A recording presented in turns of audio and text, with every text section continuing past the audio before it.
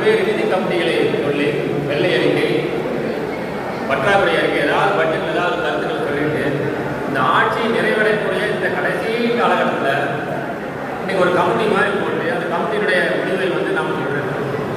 அப்போ இதை எப்படி நம்ம ஏற்றுக்கொள்ள முடியும்? ஆகவே நம்ம ஏற்றுக்கொள்ள மாட்டோங்கிறதே நம்ம. அதே சமயம் இந்த கமிட்டியை அமைப்பதனால தமிழ்நாடு அரசியல் சட்டத்தினாலே நான் ஒரு தங்களுடைய கருத்தை தெரிவிக்க ஒரு வாய்ப்பு என்ற அடிப்படையில் நாங்கள் இதில் கலந்துக்கிறோம். ஆனால் அதே சமயம் எக்காரணத்தை கொண்ட இந்த கமிட்டி 30/9/2025 தாண்டி ஒரு நாள் கூட தள்ளி போகக்கூடாது. குறிப்பிட்ட தேதியில் இந்த கமிட்டி என்பது அந்த அறிக்கையை சமர்ப்பித்து எங்களுக்கு பழைய ஓய்வு திட்டத்தை பரிந்துரைக்க வேண்டும் என்று நாங்கள் அந்த அறிக்கையை நாங்கள் சுட்டிக்காட்டினோம். நீங்கள் அரசு ஊழியர்களுக்கு வழங்கக்கூடிய ஓய்வூதியம் என்பது உங்களுடைய கருணையினால் நீங்கள் வழங்கக்கூடியது அல்ல.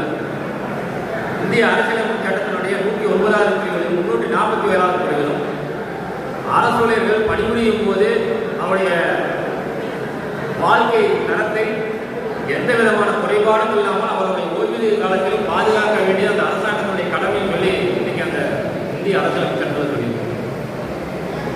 1983 நாகராங்கிற ஒரு தொடுத்த வழக்கில்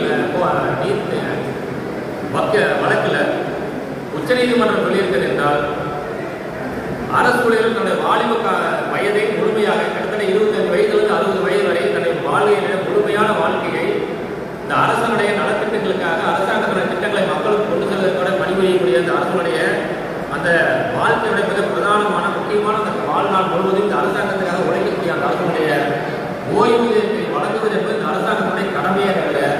நீங்கள் வெறும் ஒரு பச்சாதாபம் பார்த்து அவர்களுடைய வழங்கக்கூடிய நிதி அல்ல அப்படிங்கிறது நம்ம சொல்லுவோம். அடிப்படையில் நீங்கள் ஊதியத்தை எங்களுக்கு கொடுக்க வேண்டிய பிரதானமான உரிமை என்பதை நம்ம சொல்லியிருக்கிறோம். தவிர இந்த அரசாங்கத்தில் கேட்டு பெற வேண்டிய ஒரு மானியமாக நாம் பார்க்க வேண்டிய அவசியம். அதே போல இந்த அரசாங்கத்துக்கு பழைய பென்ஷனை வழங்காத மிக பிரதானமாக சொல்லக்கூடிய காரணம் என்னன்னா அரசாங்கத்துக்கு மிகப்பெரிய நிதி பழுவாக இருக்கு.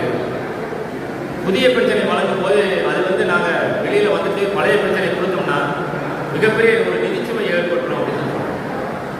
அப்படி சொல்லும்போது அரசு சங்கத்தால் வைத்த கேள்வி என்பது இன்னைக்கு வரைக்கும் மேற்கு வங்கத்தில் பழைய ஓய்வுகள் இன்னைக்கு அந்த அரசு ஊழியர்களுக்கு வழங்கியிருக்காங்க. அப்போ நிதிச்சுமை காரணமாக இன்னைக்கு அந்த அரசு என்ன திவாலாகிருச்சா? இல்லை, நடந்துட்டு. அதே போல இன்னைக்கு வட மாநிலங்களில் சத்தீஸ்கரில், ஜார்க்கண்டில், மகாராஷ்டிராவில், இமாச்சல பிரதேசத்தில், ராஜஸ்தானில் இன்றைக்கு கடந்த 2 ஆண்டுகளாக அந்த மாநிலத்தில் இருக்க அரசு ஊழியர்களுக்கு பழைய ஓய்வு